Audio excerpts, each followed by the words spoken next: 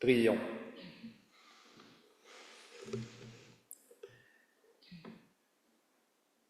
Dieu de toute simplicité, que ces mots nous aident à mieux intégrer ton règne. Amen.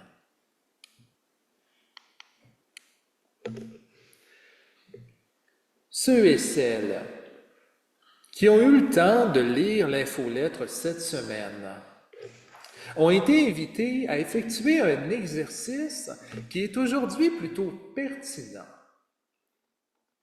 Certains et certaines d'entre vous se sont aventurés, comme à mon invitation, sur Pixabay, une banque d'images en ligne, et tapèrent le nom de Jésus dans le moteur de recherche. Force est d'admettre qu'on y trouve nombre de représentations de Jésus, tantôt intéressantes, tantôt plutôt incongrues. Ces images-là, toutes générées par l'intelligence artificielle, représentent habituellement le Christ au milieu de couleurs enflammées et aveuglantes, au sommet d'un règne inspirant en quelque sorte le châtiment divin. De telles images, générées comme vous le savez à partir de nos productions écrites, nos films et nos peintures qui ont attrait à Jésus, ont de quoi nous faire sourciller. Ces représentations-là ne sont pas d'ailleurs sans nous rappeler tout l'imaginaire collectif qui entoure l'idée d'un Christ roi,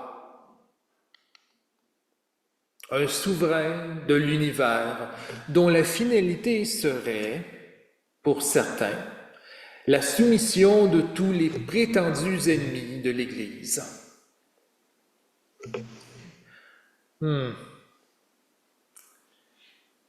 Ces images et ces représentations toutes caricaturales d'un Christ tout-puissant sont encore, bien souvent, hélas, celles de l'Église et de ses discours.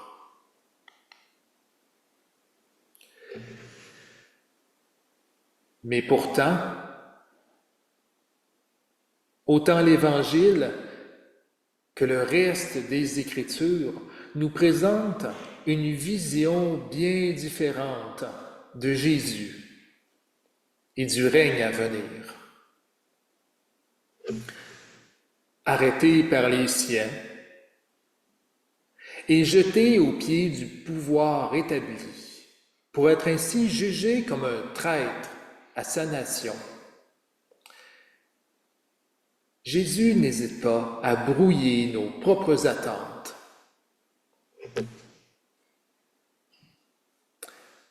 Notre maître, comme à son habitude, ne répond pas à la question principale, qui est de savoir s'il est roi ou non. Il se limite simplement à affirmer que sa royauté n'est pas de ce monde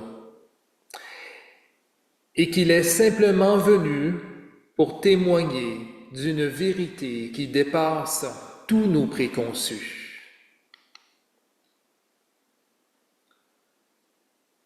Décidément, Pilate a dû être bien déçu de cette réponse-là.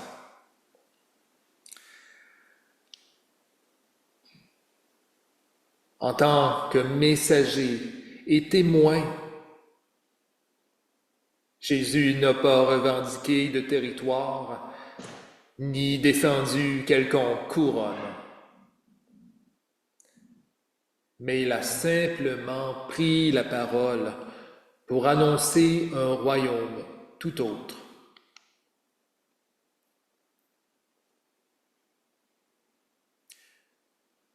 Bien sûr, ce refus-là de Jésus d'entrer dans les intrigues n'a pas empêché certains de monter la montagne avec des attentes bien précises.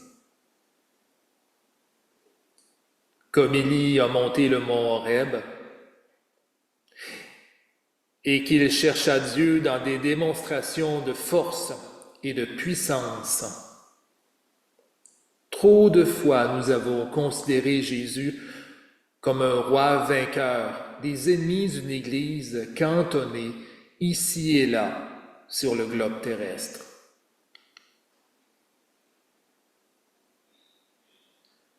Mais plutôt que de céder à la tentation de couronner Jésus une nouvelle fois, ou le revêtir de drapeaux patriotiques, l'Esprit Saint ose nous encourager aujourd'hui à prendre le temps. Prendre le temps qu'il faut pour savourer ce qu'il y a de plus beau chez Jésus. Son ambiguïté. Car cette ambiguïté-là de Jésus quant à son identité et sa provenance nous incite à nous mettre à l'écoute et à ne pas nous enfermer dans tous nos préconçus que nous pouvons avoir envers lui.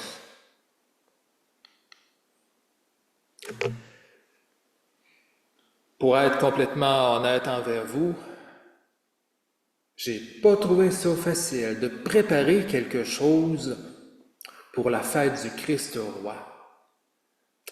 Et je ne crois pas non plus qu'il y a de réponse définitive à nos questions concernant le règne dont Jésus parle.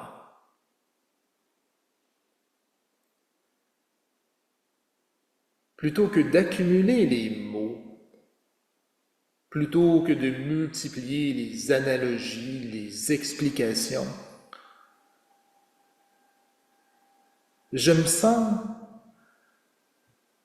prêt à vous lancer une invitation. Une invitation pour une rare fois en Église à apprivoiser le silence. Faire silence ensemble au sommet de la montagne, comme Élie. Prenons quelques minutes. Ouvrons nos oreilles, mais sans pour autant meubler notre inconfort avec des tentatives de réponse. Prions ensemble quelques minutes dans le silence de nos cœurs.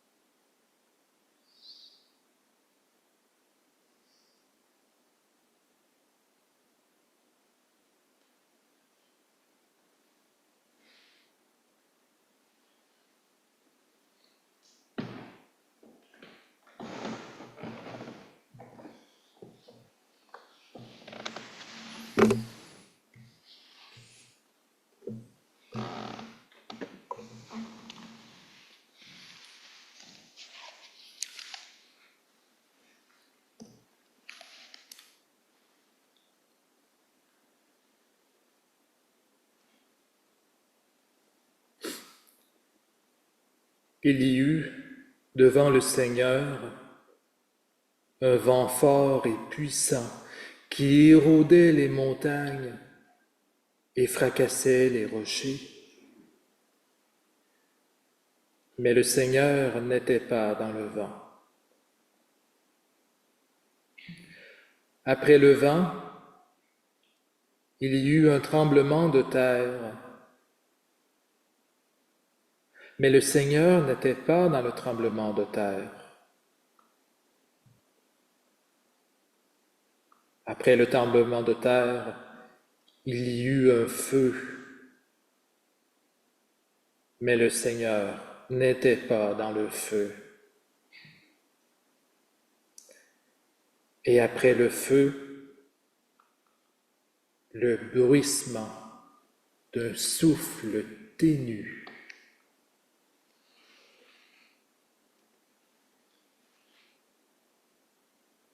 Le règne n'a pas besoin d'être défendu. Il n'exige pas de sacrifice ni d'ovation pour advenir.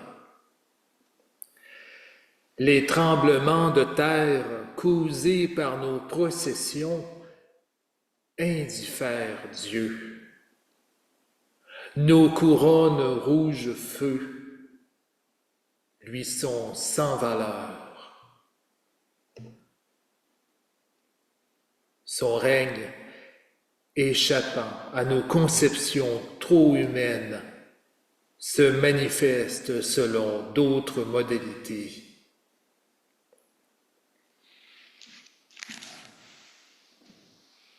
Frères et sœurs, soyons comme ces petits-enfants qui, en toute quiétude et simplicité, écoutent le bruissement de la voix du Seigneur. Qu'il en soit ainsi selon notre foi.